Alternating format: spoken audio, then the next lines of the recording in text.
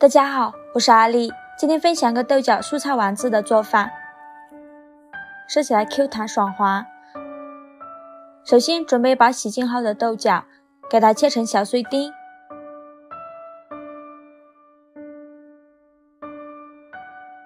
切好之后装入盘中备用。准备半个去皮的胡萝卜，先给它切成薄片，再切成胡萝卜丝，最后切成胡萝卜丁。再准备一个去皮的土豆，给它切成厚一点的片，再切成土豆条，最后切成土豆丁。锅中水提前烧开，加入几滴食用油，加1勺食盐，把胡萝卜丁、土豆丁，再把豆角丁倒入锅中，给它焯水2分钟。2分钟后给它控水捞出，再给它过一下凉水，然后再控水捞出，装入大一点的碗中，加一把葱花，加1勺食盐，加适量的五香粉，加一点点鸡粉，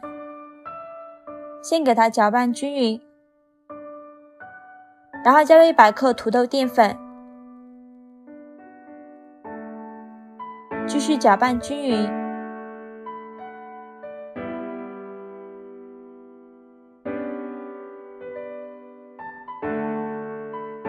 用手一捏能成团就可以了，然后就一小块菜糊，用手捏一捏，再搓成小圆球，像这样子就可以。把它放入蒸屉中，全部做好后，蒸锅水提前烧开，把它放入蒸锅中，盖上盖子，大火蒸10分钟。趁这个时间准备一头大蒜拍一下，给它剁成蒜末，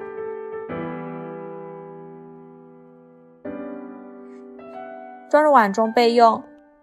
准备把小葱，把它切成葱花，切好之后装入大蒜的碗中，加入适量的辣椒面，再淋上热油爆香。现在来调一下味儿，加1勺生抽，加1勺香醋，加1勺蚝油，加1勺食盐，加适量的胡椒粉，给它搅拌均匀。像这样我们的蘸料就调好了，我们的蔬菜丸子已经蒸熟了，有一股豆角的清香味儿。把它取出来装入盘中，像这样我们的豆角蔬菜丸子就做好了。看一下，非常的 Q 弹，这样做的蔬菜丸子吃起来营养美味，再蘸上刚调好的酱汁会更好吃，做法也是非常的简单，喜欢的朋友就赶快收藏起来吧，谢谢您的支持。